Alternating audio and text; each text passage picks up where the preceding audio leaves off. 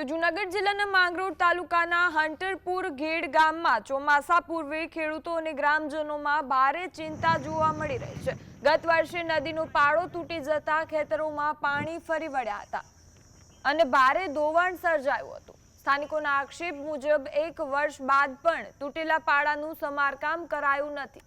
નદીઓમાં ઉગી નીકળેલા જંગલી બાવળ અને જાડી ઝાખરાને કારણે પાણીના પ્રવાહમાં અવરોધ સર્જાઈ રહ્યો છે। ગ્રામજનો પ્રી મોન્સૂન કામગીરી માત્ર કાગળ પર હોવાનો આક્ષેપ કરી રહ્યા છે। ખેડૂતો તાત્કાલિક પાળાનું મજબૂતીકરણ, નદીની સફાઈ અને જરૂરી સુરક્ષા પગલાં ભરવાની માંગ કરી રહ્યા છે।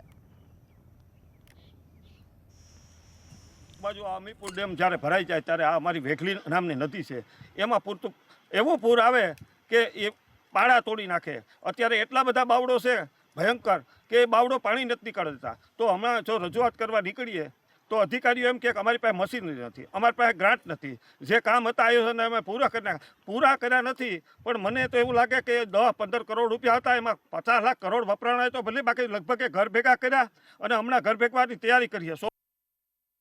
નદીના ગરકા નીકળી ગયા એ હંધાઈ જાય, અમે અધિકારીઓને જાહેરાત કરીએ પણ અધિકારી કોઈ જોવા આવતા નથી ને બાવળા પર કોઈ નીકળ્યા નથી, કોઈ અહીંયા આવ્યું જ નથી વાહન।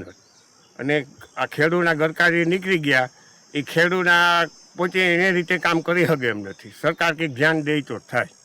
આ 1500 કરોડનું પેકેજ ફાળવ્યું એ બાબતમાં શું? 1500 કરોડનું પેકેજ જ્યાં ભર્યું તો એ 1500 કરોડના પેકેજ ક્યાં વાપરવાના?